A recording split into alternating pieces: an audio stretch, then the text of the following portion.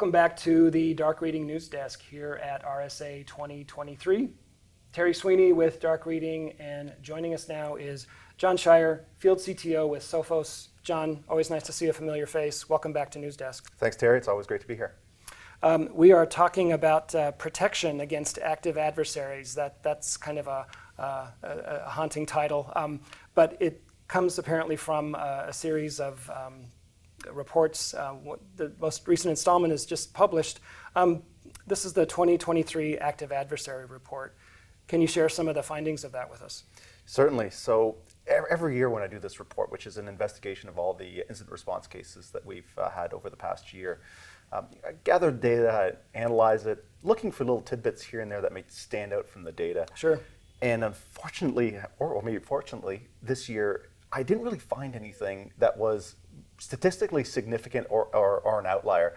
What I did find was, as the title would suggest of our report, everything everywhere all at once, which is, I was looking at, do attackers prefer a certain day, or there's certain sectors or size of industry that are being impacted, and really there really wasn't. It was fairly flat across the board, which just means that when it comes to defending against these attacks, we're seeing a lot out there. It's a complex threat environment with a lot of attackers that are coming at us 24/7. So, like 7-Eleven, these doors never close. Correct. What other attacker behaviors did you notice in the latest statistics? So when it comes to attacker behaviors, we're seeing a lot of the normal stuff, so the low-hanging fruit, right? So we've got these opportunistic attackers out there that are going to take advantage of any and all flaws that are present, especially if you've got things that are hanging out on the internet or unpatched systems. And as a matter of fact, when we looked at the root causes of these attacks, exploiting a vulnerability was ranked number one again this year, followed by compromised credentials. So when we think about, okay, well, what are attackers doing? It's when they're not breaking in, they're logging in, right?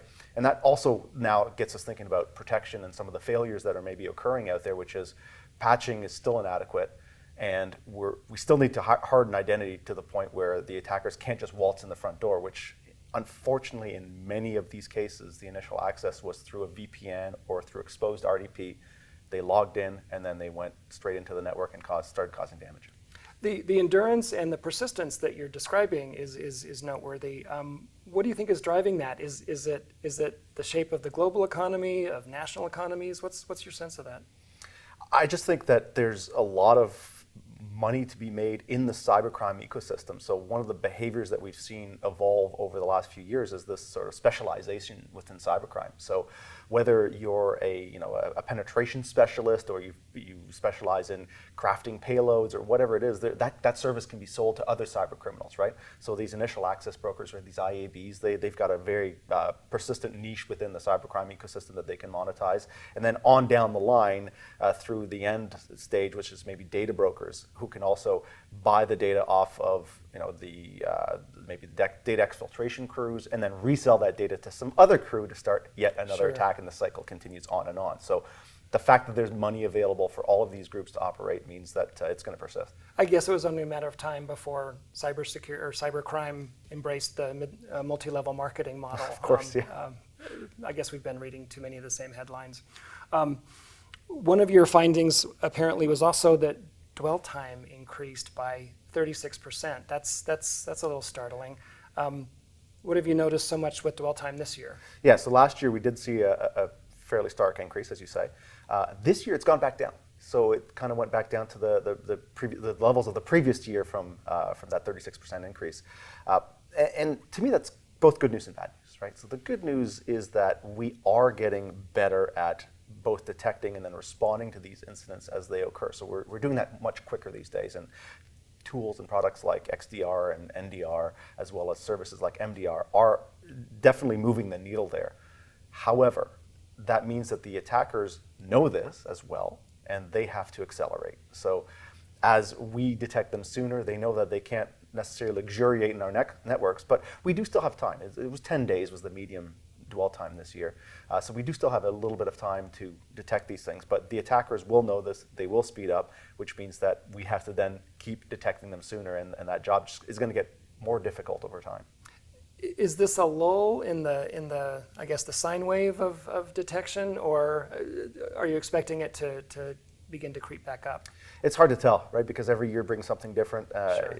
We've got some years where we might have more vulnerabilities that are available that lets them attack quicker, gives them faster access into networks, and other years are a little bit more pedestrian, right? So there's really no crystal ball here. I think where we're going to see some of that movement is within the, we want to call it the innovation of cybercrime, where now they're going after things like the MFA bypass, right? Multi-factor authentication bypass. We're seeing that as far as like a defender behavior changes. We're seeing that changing. They're more concerned now about identity and circumventing identity, that they're applying more resources to do that. And depending on the technologies, there's different ways they can do that. But what organizations now need to think about is, okay, well, down the line, 18 months from now, what's the cyber criminal going to do? And let's start applying those protections and mitigations now. There's been some talk amongst researchers and analysts that ransomware may be on the decline, as well as the amount of ransomware payments. I'm curious if this aligns with what you're seeing. I don't have a lot of visibility on the payment side of things, but I can tell you that as far as ransomware, I'm not going to bear the lead. It's still the most significant threat out there.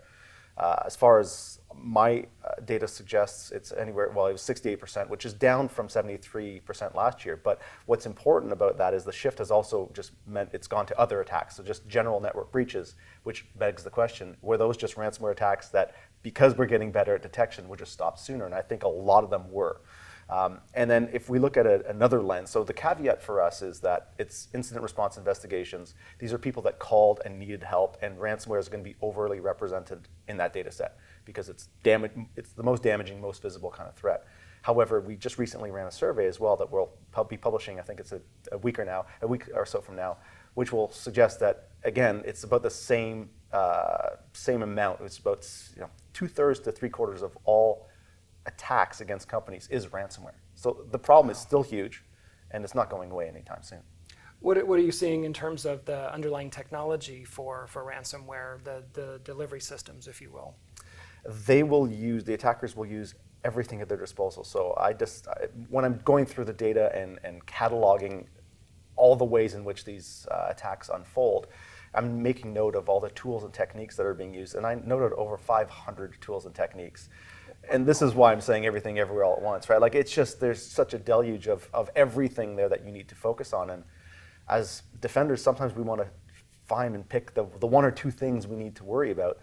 That's just not the case, right? We do need to worry about everything, and we need to be able to protect against everything. And this is where I think organizations start to struggle, because they can't just pinpoint that one thing, and they need help. Sure. Well, let's go out on maybe a more optimistic note. What sorts of things can organizations do to protect themselves against ransomware in particular? Well, I think the very first step is to understand where you sit on that cybersecurity spectrum, right?